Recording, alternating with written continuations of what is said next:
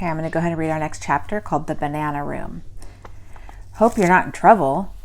That rat Fink Trey, he knew I was in trouble because he was the one who ratted me out. Hope you're not in trouble. Ha! Very funny, Trey.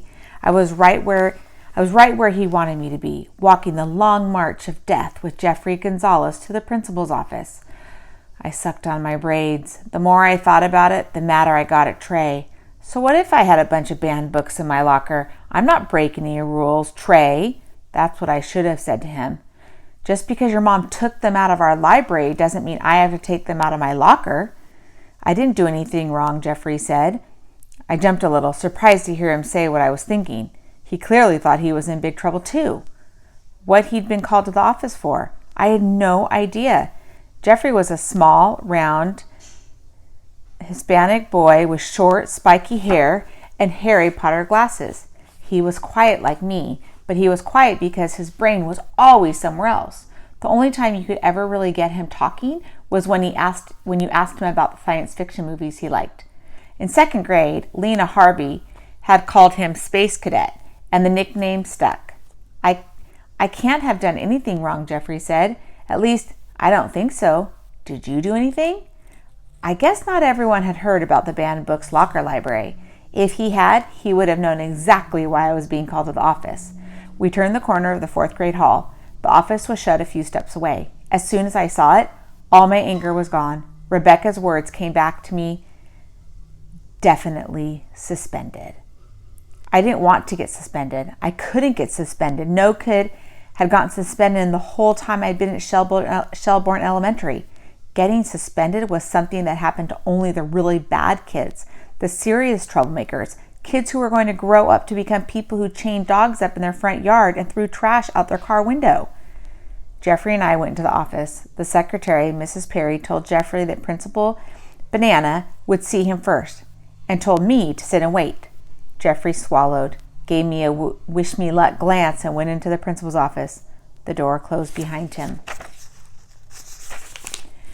I sat in the chair outside Detective Banana's office, like a criminal waiting to go into the interrogation room. But I wasn't a criminal. I never did anything to get in trouble. I never did anything, period. But that wasn't true, was it? I was here because I had done something. For some reason, I had decided to get as many of the books Mrs. Spencer had banned from the library and loan them out to as many people in my class as I could.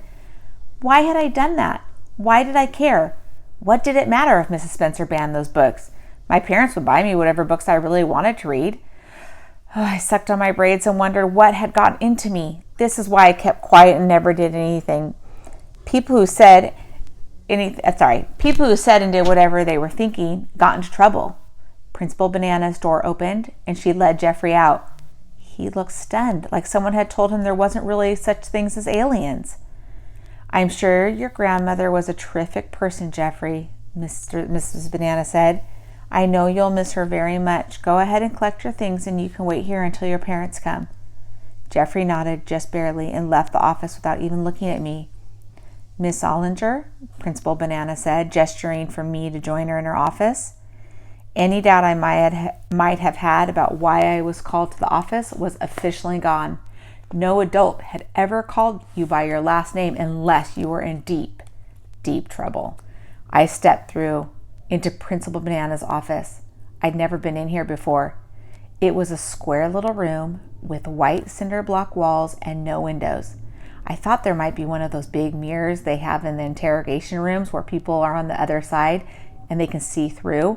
But the only thing on the walls were lots of framed certificates and plaques with her name on them, pictures of her family, and bananas. Lots and lots of bananas. There were bananas everywhere. Banana paintings, bananas with arms and legs and faces, monkeys with bananas, banana hats, banana slippers, Banana Republic ads, a collection of those blue stickers that come on bananas, basically anything and everything that said or showed a banana on it. I guess kindergartners had been giving her the banana stuff forever. Principal Banana told me to sit and sat down behind her banana-decorated desk. Miss Ollinger, we need to talk about your locker, she said.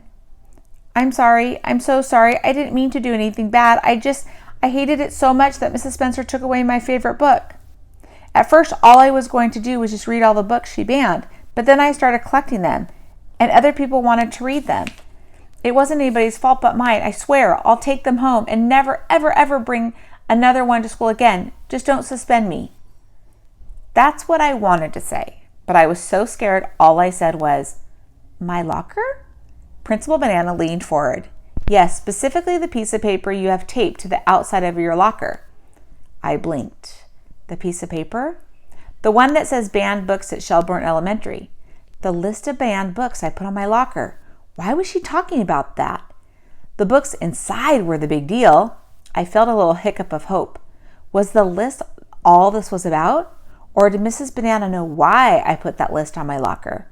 I stared at a grinning banana with sunglasses on her desk and hoped she didn't know about the stack of banned books inside my locker. First, Principal Banana said, I don't like the word banned. Those books weren't banned from the library. They were removed from the library. What's the difference? I asked. I threw a hand over my mouth. Had I said that out loud? What was I thinking? Principal Banana's voice got that you don't know anything tone adults get when they don't like being questioned. The difference, Miss Banana said, is that in one case, books are banned arbitrarily. Do you know what arbitrarily means? For no good reason. In a way, yes. It can also mean based on just one person's opinion, not the opinion of others. In this case, the books weren't removed arbitrarily. They were inappropriate, and more than one person agreed that was true. A whole school board, in fact. So they were removed. But it was just one person, Mrs. Spencer, I wanted to say. She didn't like one book, and she got that school board to ban it. Then she helped other people who didn't like other books do the same thing, when there might be lots more people out there who do like them or just don't care. But this time I didn't say anything. Blurting out an objection was one thing, arguing with the principal was another. Still, I didn't see what the difference between banning and removing was. Either way, kids couldn't read them. And that's when I remembered why I started the BBLL in the first place. Good books shouldn't be hidden away. They should be read by as many people as many times as possible. But that wasn't exactly true. It wasn't just good books that shouldn't be hidden away. It was all books, any books. It didn't matter what they were about or whether I liked them, or Mrs. Spencer liked them, or the school board liked them. I was lucky. My parents would buy me any book I wanted if I asked them to. But not everybody's parents would do that. Not everybody's parents could do that. That's what libraries were for, to make sure that everybody had the same access to the same books everyone else did. That's why I started the Banned Books Locker Library. And that was why I was going to get every last book Mrs. Spencer had banned, even Captain Underpants. I think it's the same thing, I said out loud. My voice got a little shaky as I spoke, but I kept going. Banning and removing. Either way, people can't read them, and that's all that really matters. Principal Banana took a deep breath.